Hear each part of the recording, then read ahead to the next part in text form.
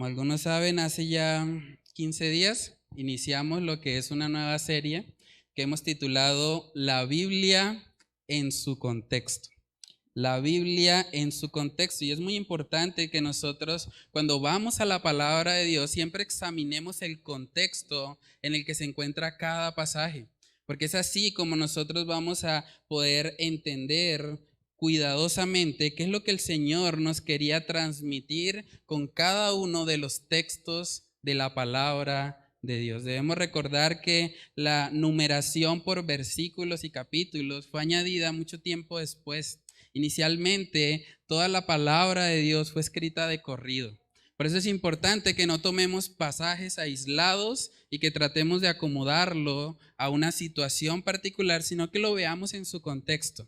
¿Qué quería decir el autor? ¿Cómo podemos aplicarlo nosotros en el día de hoy? ¿Cómo podrían aplicarlo los receptores originales? Es muy importante que nosotros le hagamos esas preguntas al texto, por decirlo de alguna manera, para que podamos interpretar correctamente la palabra de Dios. Hoy vamos a estar hablando acerca de un tema que de pronto puede ser controversial en el sentido de que hay muchas opiniones, hay muchas experiencias personales, testimonios. Entonces, es importante que ante un tema como el que vamos a hablar hoy, podamos partir de la base de que la palabra de Dios es la que debe guiar nuestra conducta, ¿sí? Y no son nuestras conductas o experiencias personales las que deben guiar la interpretación que le damos a la palabra. Entonces hoy vamos a estar hablando acerca del tema de la guerra espiritual. La guerra espiritual es un tema que actualmente se ve en muchas iglesias. Hay iglesias que tienen destinado incluso un culto específico para hacer guerra espiritual. Y casi que siempre que escuchamos hablar de ese tema, generalmente el texto más citado para eso está en Efesios capítulo 6, versículo 12. Entonces vamos a leer el texto y comenzamos con oración. Efesios capítulo 6, versículo 12 dice ahí: porque no tenemos lucha contra sangre y carne, sino contra principados, contra potestades, contra los gobernadores de las tinieblas de este siglo, contra huestes espirituales de maldad en las regiones celestes. Vamos a orar.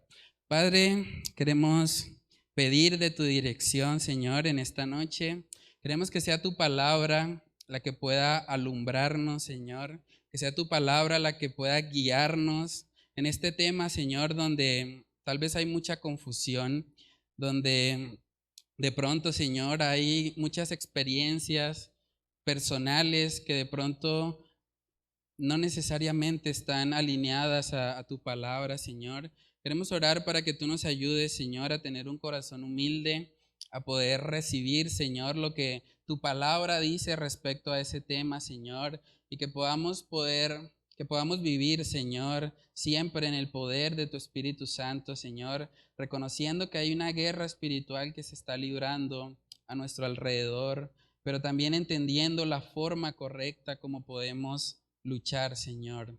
Padre, oramos, Señor, estas cosas en el nombre de tu Hijo amado Jesús. Amén y amén.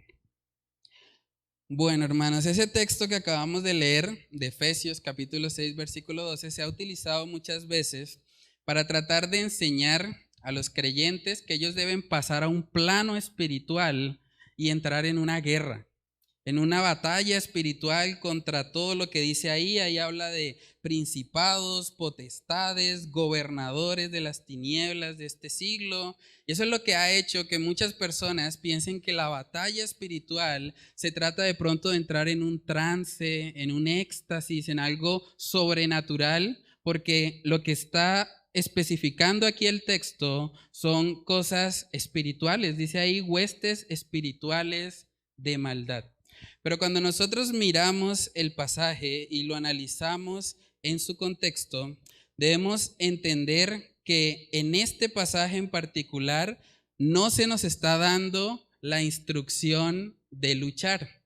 Eso es muy importante entenderlo. Cuando nosotros vamos a la palabra de Dios, tenemos que entender que hay diferentes modos verbales. ¿Sí? No quiero que se vuelva una clase de español, pero es importante tener claro eso para que nosotros podamos interpretar correctamente la palabra.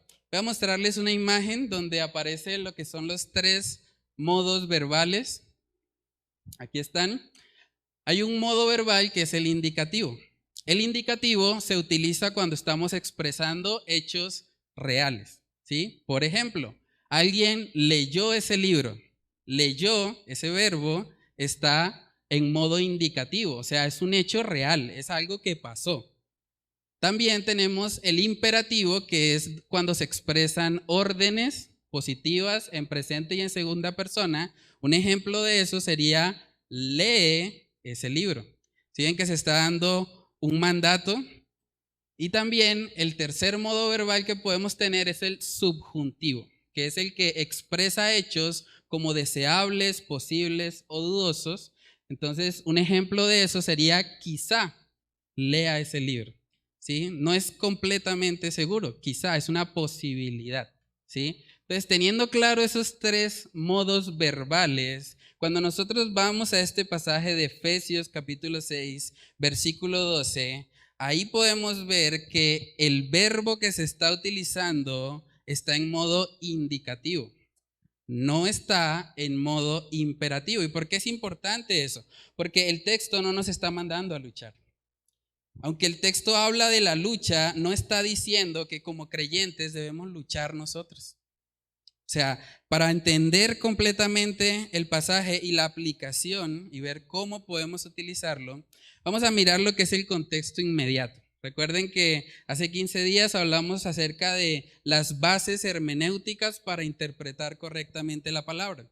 Entonces vamos a leer unos versículos antes y unos versículos después para darnos cuenta de cuál es la idea central de ese pasaje de la palabra y para poder descubrir cuál sí es el imperativo, cuál sí es el mandato.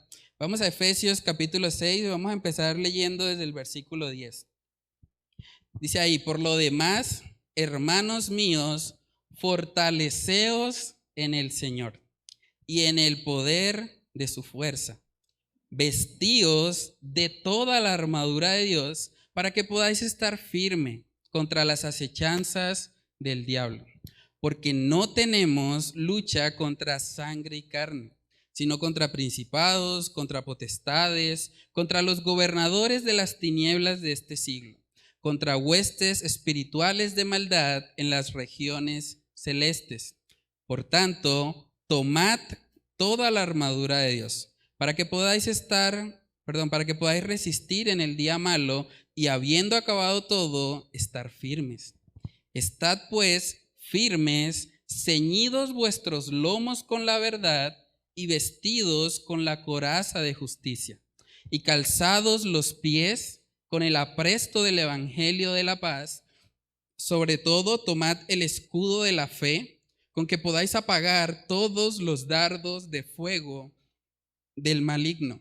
Y tomad el yelmo de la salvación y la espada del Espíritu, que es la palabra de Dios, orando en todo tiempo con toda oración y súplica en el Espíritu, y velando en ello con toda perseverancia y súplica por todos los santos. ¿Pudieron identificar en ese pasaje cuáles son los imperativos? O sea, ¿qué es lo que nosotros debemos hacer? En el versículo 10 dice: fortaleceos en el Señor. Eso es un imperativo, es una orden. Debemos fortalecernos no en nosotros mismos, en el Señor. También dice en el 11: vestíos, eso también es un imperativo, de toda la armadura de Dios, para que podáis estar firme contra las acechanzas del diablo. Hermanos, cuando se habla de este tema de los demonios, del diablo, de todo lo que ellos están haciendo, esa actividad demoníaca, espiritual, hay básicamente 2 extremos que se pueden presentar. Hay personas que ven al diablo hasta en la sopa. Espíritus, es puro cuento, es pura carreta. Eso no es cierto. ¿Quién dijo eso? Pero esas personas también corren mucho riesgo porque están ignorando las maquinaciones de Satanás. Y la palabra de Dios nos muestra un equilibrio entre ambas cosas. Nos muestra pasajes como este, donde nos está contando, nos está diciendo lo que está pasando a nivel espiritual. Esto es una realidad. Lo que dice el versículo 12, que no tenemos lucha contra sangre y carne, sino contra principados, potestades, gobernadores de las tinieblas de este siglo, huestes espirituales de maldad. Eso es real, eso existe. Hay maldad, hay un mundo demoníaco que está a nuestro alrededor. Pero lo que debemos entender es la forma como nosotros luchamos contra eso. Porque no se trata de nosotros trasladarnos a ese plano espiritual para nosotros tratar de hacer la guerra como si nosotros fuésemos los soldados, como si nosotros fuésemos los que pudiésemos vencer. Realmente, cuando nosotros miramos la armadura de Dios acá y cada elemento que leímos hace un momento, podemos darnos cuenta que todo lo que se menciona ahí, todo está relacionado con nuestros pensamientos. Vamos a verlo.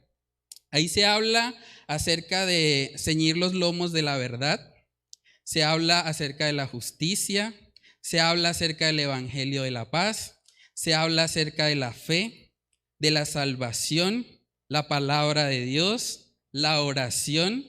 Todas esas son cosas inmateriales que residen completamente en nuestra mente o en nuestro corazón. Y eso es importante que nosotros lo tengamos claro, porque no se trata, cuando hablamos de la guerra espiritual, de nosotros buscar entrar en un mundo desconocido o entrar de pronto en un estado de trance cuando nosotros estamos haciendo guerra espiritual. Eso no es lo que está mostrando este pasaje. Lo que está mostrando aquí es que nosotros debemos llenarnos de la palabra de Dios para que sea la palabra de Dios, que es la lámpara a nuestros pies y la lumbrera a nuestros caminos, la que venza todas esas tinieblas.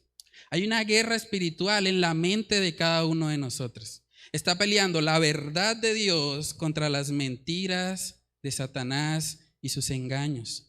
Entonces lo que nosotros debemos hacer cuando habla de vestirnos de toda la armadura de Dios, se trata de llenar nuestra mente con la palabra.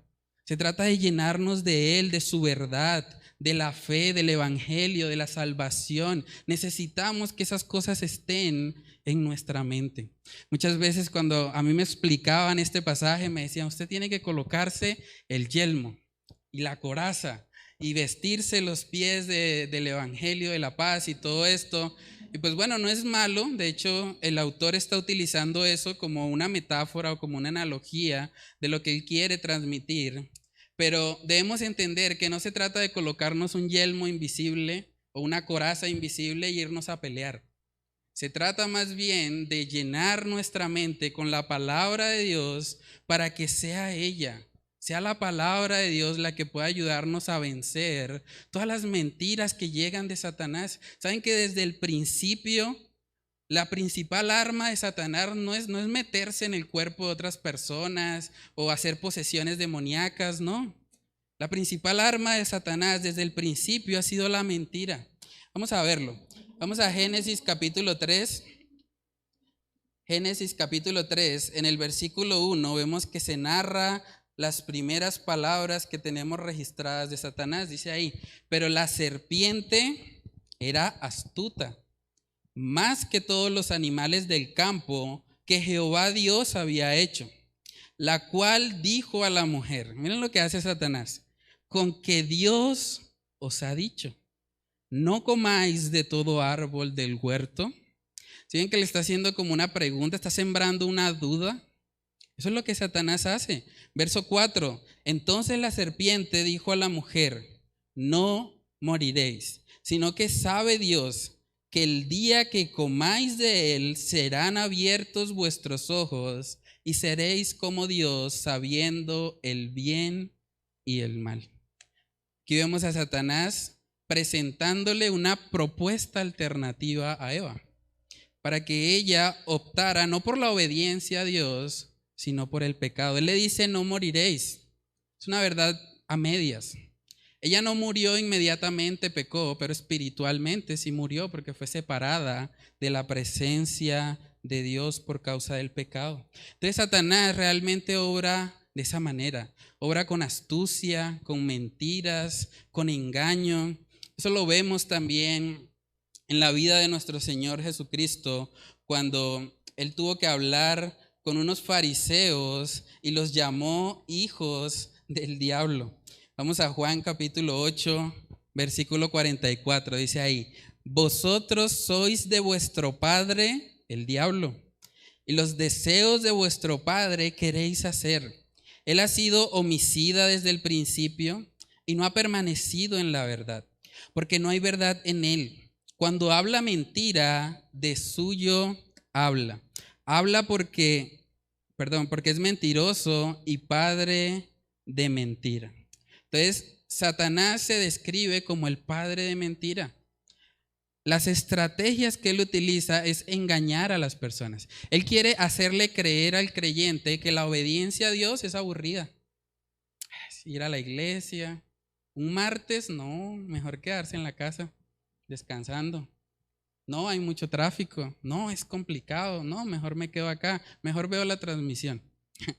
Satanás obra de tal manera que nosotros nos alejemos de las disciplinas espirituales, de aquello que pueda edificarnos. También Satanás quiere mostrar aquello que es malo, aquello que sabemos que va en contra de la palabra de Dios, como algo bueno.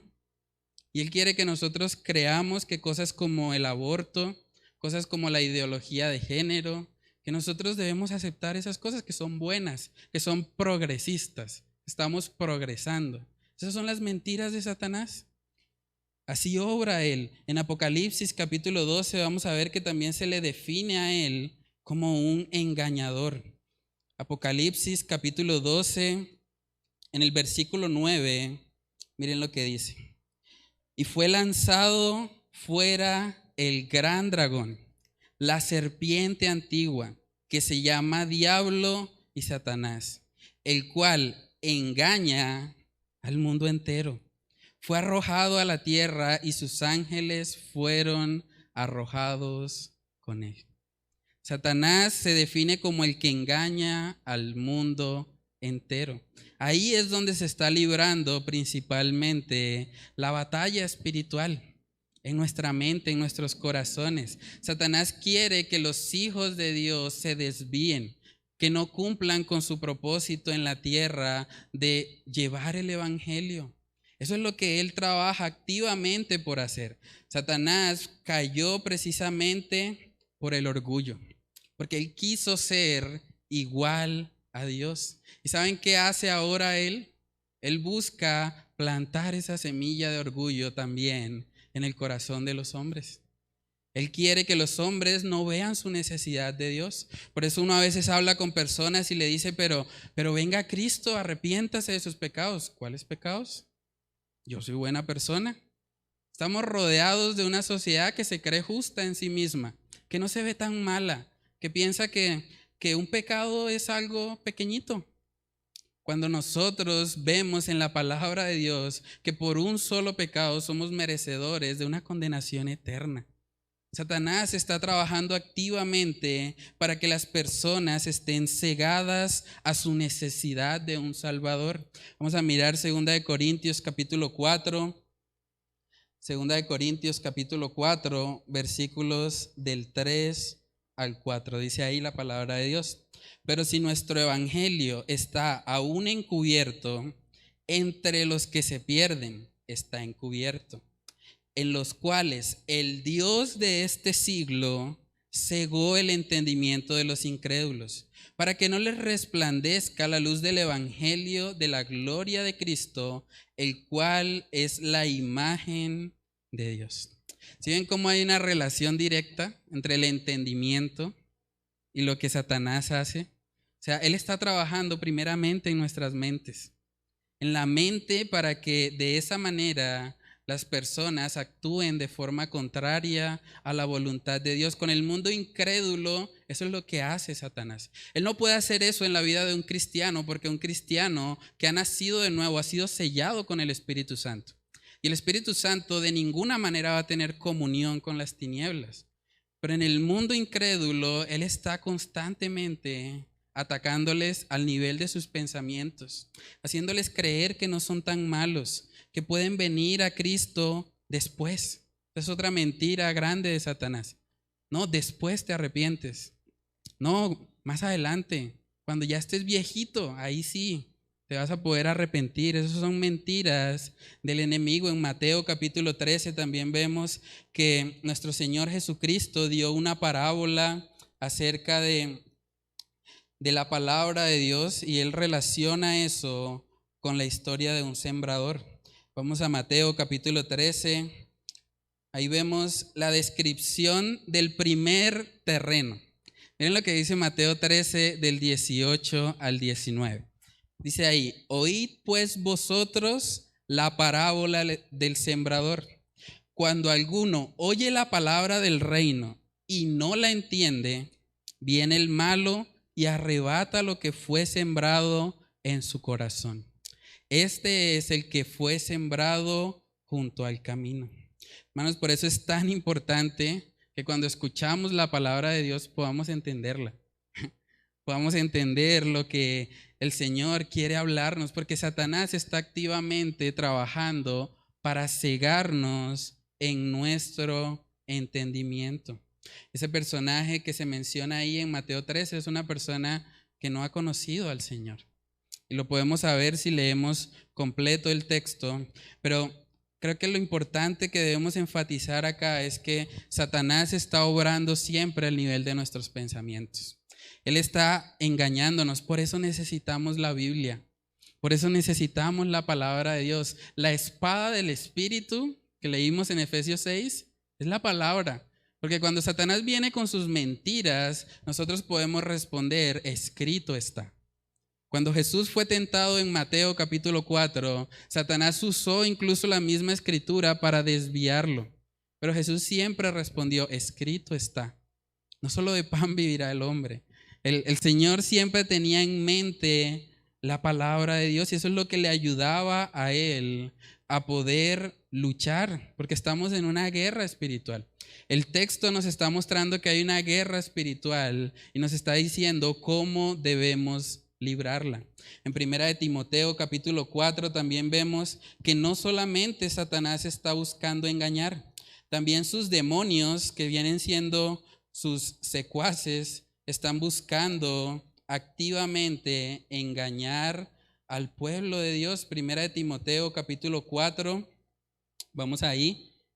1 Timoteo capítulo 4, versículos del 1 al 3, dice ahí: pero el Espíritu dice claramente que en los postreros tiempos algunos apostatarán de la fe, escuchando a espíritus engañadores y a doctrinas de demonios, por la hipocresía de mentirosos que, teniendo cauterizada la conciencia, prohibirán casarse y mandarán abstenerse de alimentos que Dios creó, para que con acción de gracias participen en ellos los creyentes y los que han conocido la verdad. Aquí vemos que hay doctrinas de demonios. O sea, los demonios están enseñando ciertas cosas. Y curiosamente uno esperaría, bueno, doctrina de demonios, no, por ahí matar a alguien, una cosa terrible, algo muy fuerte. Pero no, dice que doctrinas de demonios es prohibir casarse o prohibir abstenerse de alimentos que Dios creó. Eso es doctrina de demonios. Claro, cuando uno piensa en Satanás, lo que hizo que Satanás cayera del cielo, lo leímos en Apocalipsis 12, fue el orgullo. ¿Qué pasa cuando una persona dice: voy a prohibir casarse o voy a prohibir ciertos alimentos? Esa persona generalmente se va a inflar, va a decir: uff, qué espiritualidad tan grande. No necesito una mujer para estar con ella porque tengo dominio propio. Dice la palabra acá que eso es doctrina de demonios. O sea, creer que por nuestras obras podemos ganarnos el favor de Dios es una doctrina de demonios. Es confiar en nosotros mismos y no en la obra perfecta de Cristo en la cruz. Entonces, hermanos, el ataque de Satanás primeramente es en nuestros pensamientos. Esa idea de Satanás como un diablo rojo con trinche y cola, eso viene de la televisión, de Hollywood. Pero eso no está en la palabra de Dios. Satanás es un engañador. Satanás es alguien que está mintiendo continuamente y él quiere que las personas se alejen de la voluntad perfecta de Dios. También es importante aclarar que cuando nosotros nos vamos a la palabra de Dios, no encontramos en ninguna parte que se mande a los creyentes a echar fuera demonios. De hecho, ahí dice que la lucha no es contra carne y sangre. Si es una lucha espiritual, por más de que yo trate de, en mis propias fuerzas o por medio de las cosas físicas, sacar un demonio, no tiene ningún sentido. Si han visto que en muchas películas, cuando se va a hacer un exorcismo, el que va a hacer el exorcismo va con una cruz, ¿no? Ahora sí vamos allá, o lleva agua bendita, o de pronto lleva un rosario, un escapulario. Si es de pronto en un contexto cristiano, pues llevará el aceite para la unción, para ungir. Pero realmente esas cosas son materiales, son físicas, y la lucha es espiritual. No tiene ningún sentido tratar de acercarnos a sacar un demonio cuando hay una lucha espiritual. Es algo que se vive en el plano del espíritu, no en el plano físico. Entonces, debemos entender, hermanos, que principalmente la lucha contra Satanás es en nuestra mente.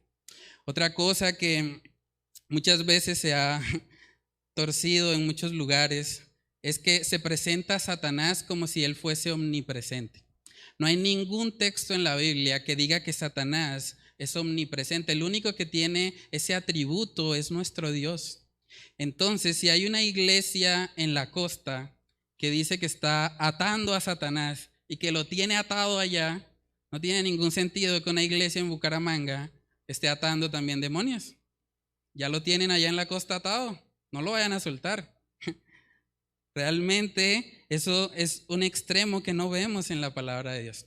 Satanás no es omnipresente. Satanás tiene un gran ejército, como lo leímos en Efesios 6:12, que está continuamente atacando, pero atacando por medio de mentiras, para que nosotros seamos desviados de la palabra de Dios. Entonces, el contexto inmediato de este pasaje nos muestra que la forma de llevar esta lucha espiritual es vistiéndonos de la armadura de Dios, porque es Dios en nosotros el que puede enfrentar todo ese plano espiritual que vemos ahí en Efesios 6:12. Entonces, vamos ahora a mirar lo que es el contexto del libro, ¿sí? Recuerden que el orden cuando estamos interpretando la palabra de Dios es que miramos el contexto inmediato, luego miramos el contexto del libro y por último miramos el contexto de toda la Biblia. Entonces vamos a ver una imagen que nos resume un poco de lo que es el libro de Efesios, ¿sí? El hermano Robert, ¿tienes la imagen? Listo, aquí está. Como les comenté hace 8 días, hay un ministerio que se llama Proyecto Biblia. Ellos hacen un bosquejo general de lo que es cada libro de la Escritura. Es muy útil para nosotros poder mirar de forma panorámica lo que enseña cada libro.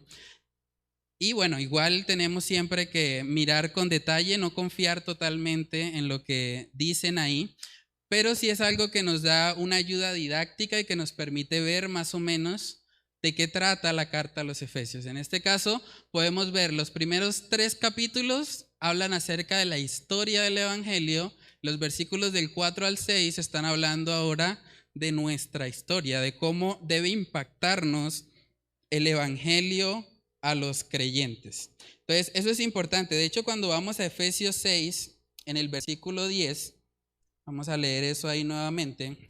Si nosotros miramos todo el capítulo 6, podemos ver que se están dando instrucciones a los creyentes acerca de cómo debe ser la vida familiar, acerca de cómo debe ser la vida laboral, cómo se debe trabajar con una buena ética de trabajo. Y luego en el verso 10 empieza diciendo, por lo demás. Por lo demás, hermanos míos, fortaleceos en el Señor y en el poder de su fuerza. En otras palabras, lo que el apóstol Pablo les está diciendo es, bueno, estas son las instrucciones específicas, pero como ustedes van a vivir muchas más situaciones, por lo demás, fortalezcanse en el Señor y en el poder de su fuerza. Entonces, en el libro de Efesios podemos ver eso. O sea, el apóstol Pablo está tratando de hacer consciente a la iglesia de que hay una lucha espiritual, de que tienen un enemigo que está trabajando activamente para engañarles, para hacerles tropezar. En Efesios capítulo 4 también vemos que se menciona a Satanás. Vamos a Efesios 4, versículos del 26 al 27. Efesios 4 del 26 al 27 dice ahí: airaos, pero no pequéis. No se ponga el sol sobre vuestro enojo, ni deis lugar al diablo. O sea, Pablo quería que ellos fueran conscientes de que hay un enemigo. Cuando nosotros nos airamos, generalmente tendemos a actuar de una forma alejada de la voluntad de Dios. Por nuestra naturaleza pecaminosa es muy difícil airarse y no pecar. Por eso dice: no se ponga el sol sobre vuestro enojo. Es mejor tranquilizarse, pensar las cosas con cabeza fría antes de actuar cuando estamos llenos de ira. Entonces, aquí vemos que el apóstol Pablo también les está mostrando eso. En Efesios capítulo 5 también podemos ver que él les habla acerca del engaño de este mundo. Efesios capítulo 5, versículos del 6 al 10 dice: nadie os engañe con palabras vanas, porque por estas cosas viene la ira de Dios sobre los hijos de desobediencia. No seáis pues partícipes con ellos, porque en otro tiempo erais tinieblas, mas ahora sois luz en el Señor. Andad como hijos de luz, porque el fruto del Espíritu es en toda bondad, justicia y verdad, comprobando lo que es agradable al Señor. Hermanos, el apóstol Pablo quería asegurarse de que ellos no fueran engañados. Ahora, cuando hablamos del contexto histórico de la ciudad de Éfeso, también podemos notar que era una ciudad donde había mucha actividad de adivinación, de agoreros, de cosas sobrenaturales que iban en contra a la voluntad revelada de Dios.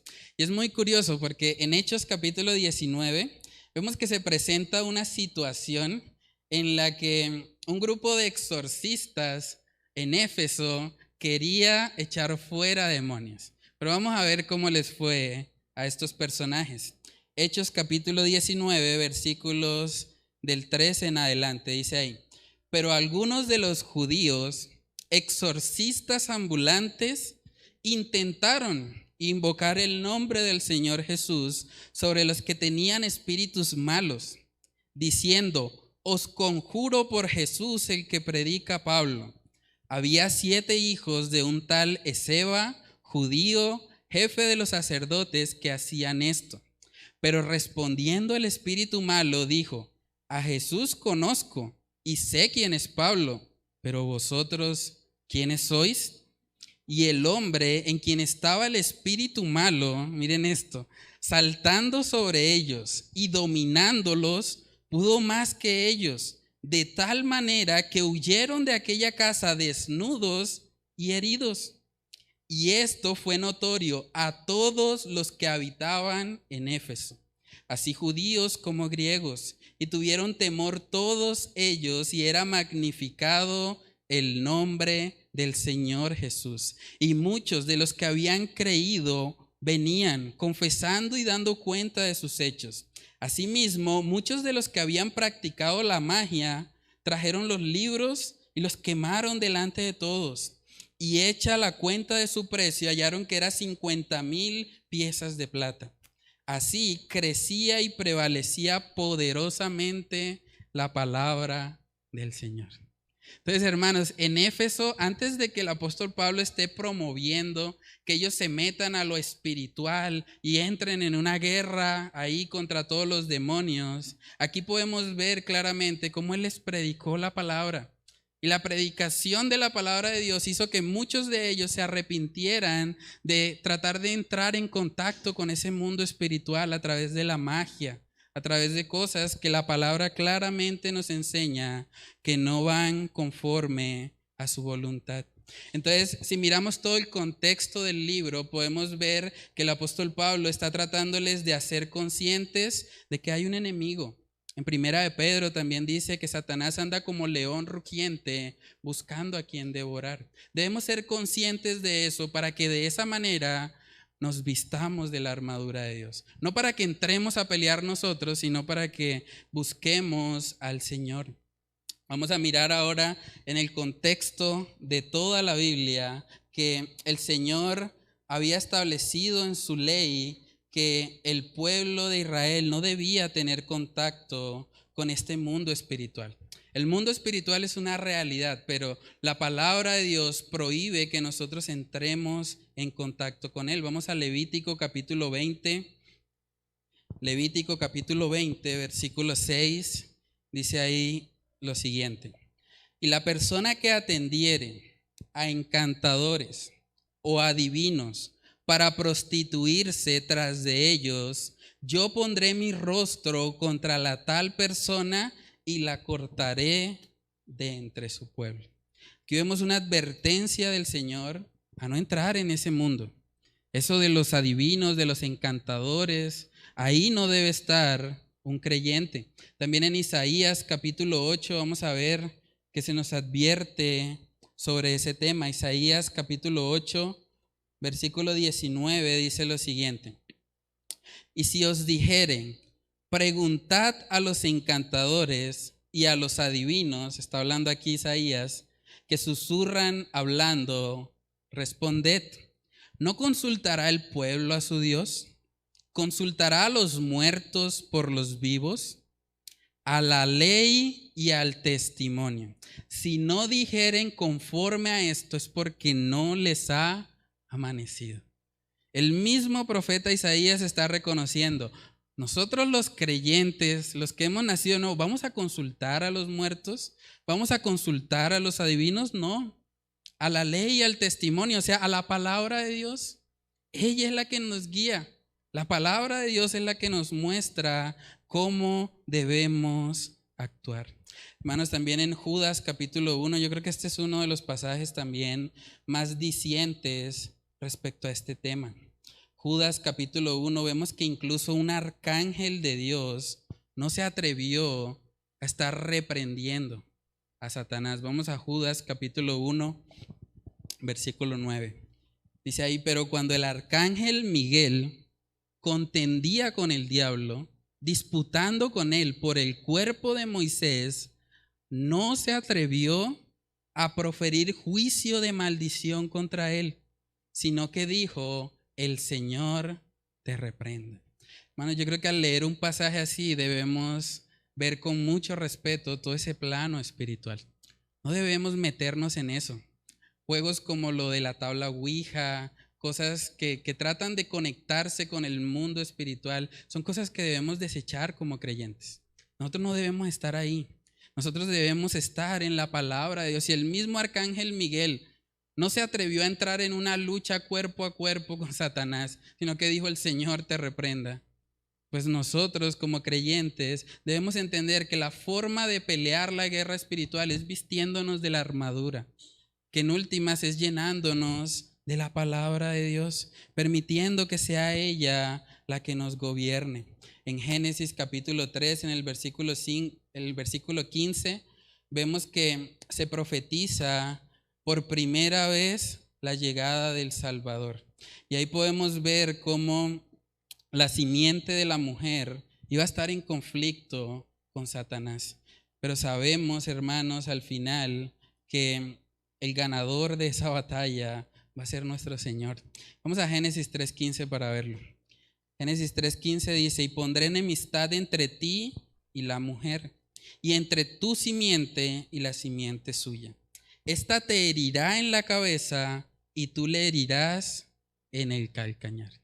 Muchos autores bíblicos coinciden en que la razón por la que vemos tanta actividad demoníaca en el ministerio de Jesús es precisamente porque Él llegó para aplastar a la serpiente, para aplastar al cabecilla de esas huestes espirituales de maldad. Y sabemos, hermanos, por la palabra de Dios, que Satanás va a ser derrotado. Por lo tanto, como creyentes, nosotros no debemos tener temor.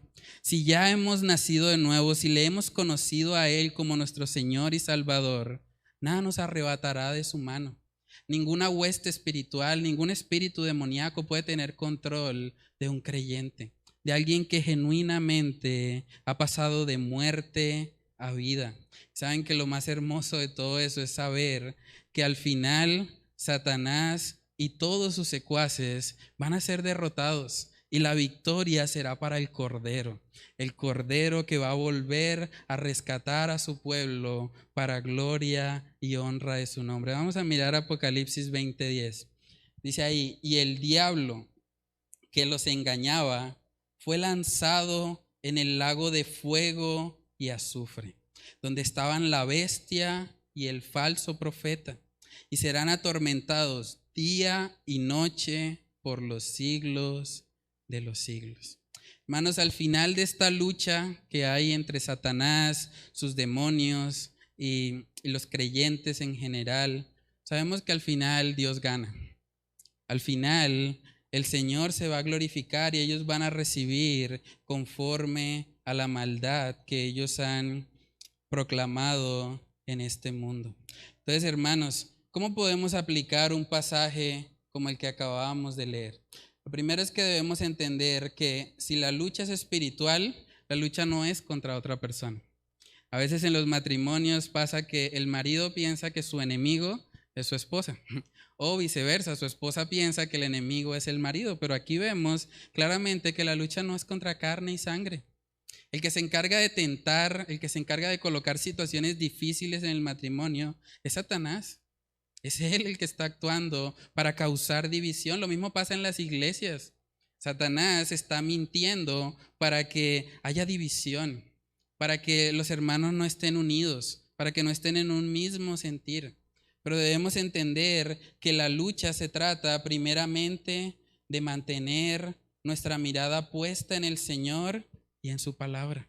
Esa es la verdadera guerra espiritual, vestirnos de la armadura de Dios, porque vamos a enfrentar todos de una u otra manera situaciones difíciles. Jesús dijo, en el mundo tendréis aflicción, van a llegar tentaciones a su vida, pero en esos momentos usted tiene que decidir si se va a vestir de la armadura de Dios, si se va a llenar de todo lo que la palabra de Dios enseña, o si va a escuchar las mentiras de Satanás.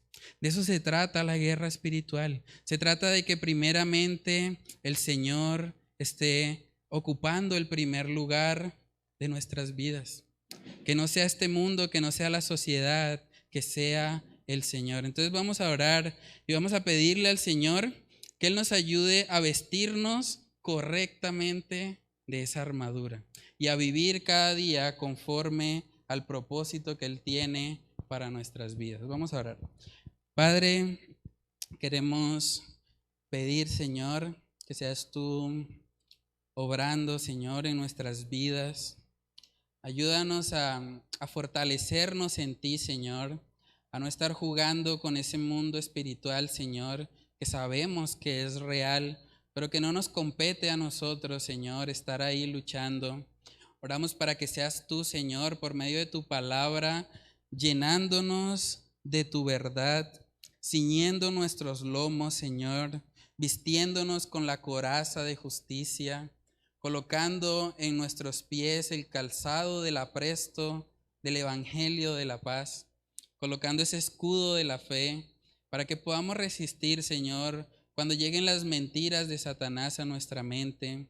Padre, que seas tú guiándonos, colocando ese yelmo de la salvación. Ayúdanos a tener la seguridad de que te pertenecemos a ti. Ayúdanos a cargar siempre esa espada del Espíritu, que es la que nos ayuda, Señor, a poder contrarrestar los ataques del enemigo. Y ayúdanos a ser personas de oración, personas que reconocen que te necesitan y que lejos de ti, separados de ti, nada pueden hacer. Padre, oramos para que tú nos ayudes a poder vivir la verdadera guerra espiritual, Señor, que ocurre en nuestros corazones, cuando tu verdad, cuando tu palabra, Señor, a veces es puesta en entredicho por las tentaciones de Satanás. Oramos para que en esos momentos, Señor, donde la tentación llegue a nuestra vida, podamos recordar tu palabra, que seas tú trayéndola a nuestra memoria, para que de esa manera, Señor, podamos vivir conforme a tu voluntad y no conforme a los engaños y las mentiras de Satanás. Padre, oramos para que tú nos ayudes a aplicar correctamente este pasaje en nuestras vidas. Te lo pedimos, Señor, en el nombre de Cristo Jesús. Amén y amén.